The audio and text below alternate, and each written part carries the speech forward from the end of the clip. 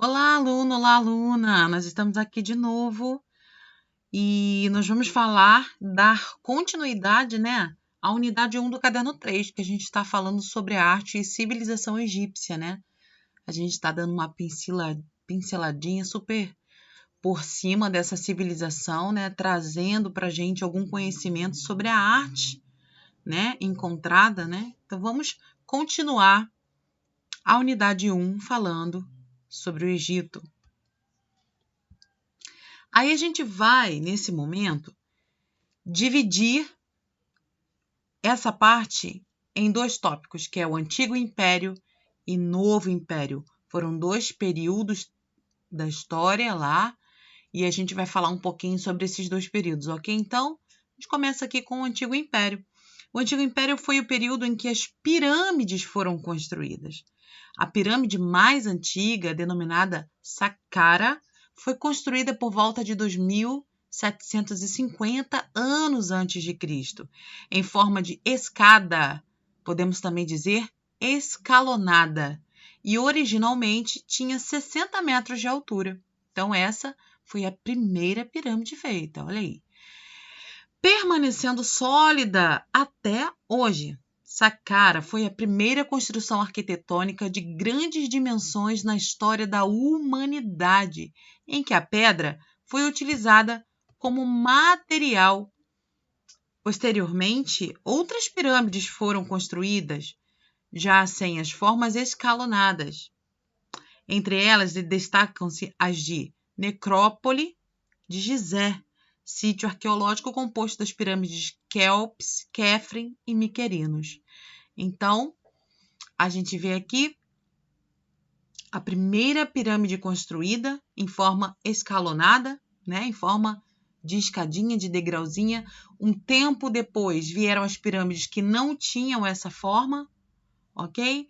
E aí a gente vê aqui as principais pirâmides, que fazem parte da necrópole de Gizé, que na verdade é um sítio arqueológico. Nós já estudamos sobre isso. O que é um sítio arqueológico? É um lugar, localizado na natureza, que é um lugar preservado. Então, esse lugar onde encontram-se as principais pirâmides é um lugar preservado. É um lugar que pode, sim, ter visitações, não é? Mas é um lugar preservado, ok? Então, vamos passar.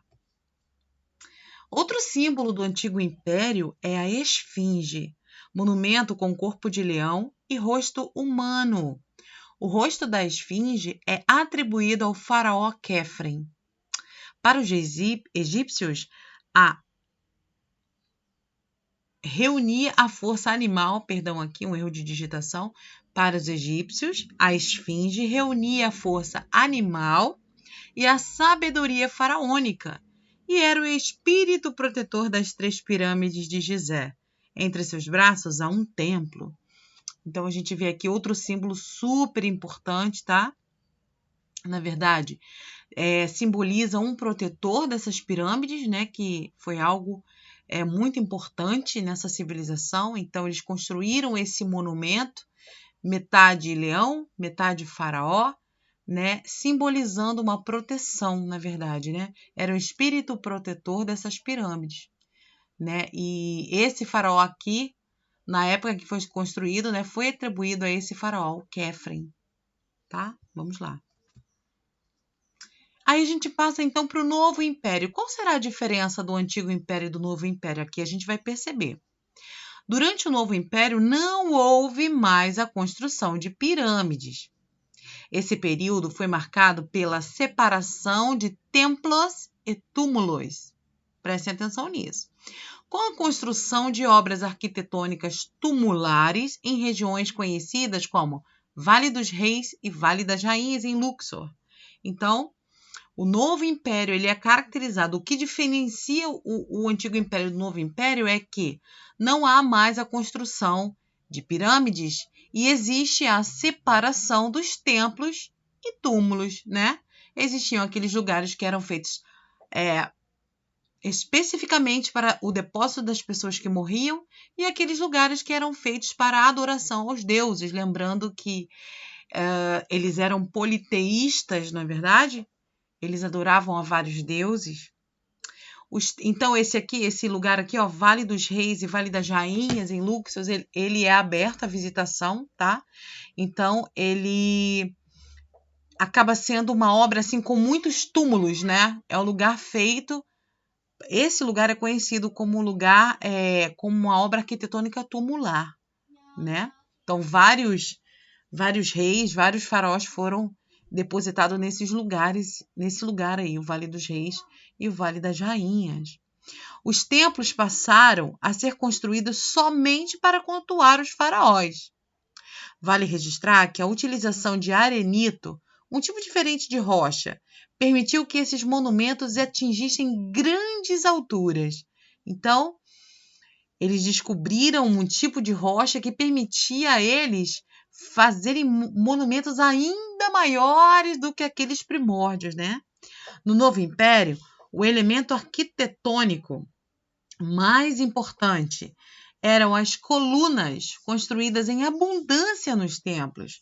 Além das colunas, tinham os abeliscos, cuja ponta feita de ouro captava a luz solar e irradiava na terra, conforme a crença egípcia. Então, aqui a gente vai ver nesse novo império uma nova configuração. Primeiro, não havia mais a construção de pirâmides. Segundo, eles separaram os templos dos túmulos. Terceiro, a construção de colunas e abeliscos, tá? Então, aqui você está vendo ainda nos dias de hoje, ó, essas ruínas, na verdade, né? Então, nós ainda conseguimos ver essas colunas e nós conseguimos também ver o abelisco. Olha aqui, olha. A ponta do abelisco era feita de ouro, tá? O que para os egípcios clareava, irradiava na terra a luz solar, né? Haja vista que o rei, o deus deles era o sol, o principal deus deles era o sol. Então, era uma forma... Era uma crença, na verdade, né? Esse abelisco, ele só atribuía a crença deles. Vamos lá. Hieróglifo pode ser definido como uma escrita sagrada e era dominada apenas por pessoas que tinham poder sobre a população, como os sacerdotes, membros da realeza e escribas. Somente esses tinham conhecimento de ler e escrever essa escrita sagrada. O avanço dos estudos desse sistema de escrita, que você vê que é muito pictórico, olha, a escrita deles eram com simbologias de imagens, de desenhos, então a gente pode dizer assim, né? Simbolizavam algo, né?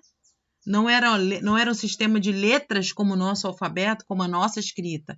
O sistema do Egito e o hieróglifo, na verdade, era um sistema de desenhos, olha, de símbolos, né? Que traziam a mensagem, né? Um apanhado dessas gravuras, né? Queriam dizer alguma coisa, né? A escrita deles era assim, né? Então, levantaram-se pessoas que começaram a estudar, né? A estudar, se aprofundar no conhecimento do hieróglifo. E a partir daí, a gente ganhou, né, uma importante gama de aprofundamento da cultura. Com as pessoas que se aprofundaram no estudo, né? Aqui a gente vê, ó, o avanço dos estudos desse sistema contribuiu muito para que a gente tivesse um acesso aprofundado à cultura dessa importante civilização. Se você tem interesse, lá no livro, deixa eu ver a página aqui. Lá no livro, na página 113, tá? Na página 113, tem lá no canto direito um QR Code para você entrar, que lá é tipo, eu acredito que seja um aplicativo que você consegue botar o seu nome em hieróglifo, tá? Então lá tem essa curiosidadezinha legal para você interagir, uma interação com o livro, né? Com o tema que a gente está falando aqui, página 113. Você pode fazer isso e se você quiser lá no chat, você leva o seu nome escrito em hieróglifo, ok? Então, entra lá com o seu celular, vê lá o QR Code lá e já vai estar lá para você entrar e transpor o seu nome, que é escrito em português, claro, para o hieróglifo. Interessante, né? Vamos continuar. No século XIV a.C., o faraó Akhenaton aboliu o politeísmo. Ele aboliu a adoração a vários deuses e começou a cultuar apenas o Deus Sol. Ele era o principal, mas haviam outros deuses. Mas agora, no comando desse faraó, ele aboliu o politeísmo. Ele queria somente que adorassem ao Deus Sol. Que em vez de Ra, ao invés desse nome Ra, ele passou a ser chamado de Atom. Como esse faraó não se via como um deus, mas como um representante dele na Terra, as representações artísticas desse período também sofreram transformações. Né? Aqui você está vendo o Atom, tá? O deus Sol. E aí, o que quer dizer, né? Que as representações artísticas também sofreram transformações, porque, na realidade, quem mandava era o faraó, né?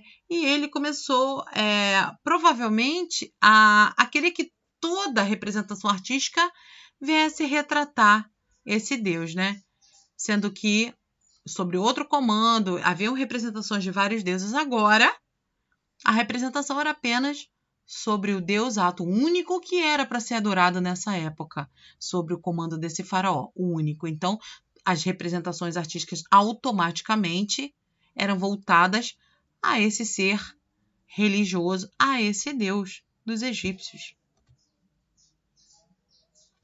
Muito bem, epa, aqui entrou uma imagem, né, que não era para entrar aqui, mas enfim, nós então terminamos essa unidade, a unidade 1 do caderno 3.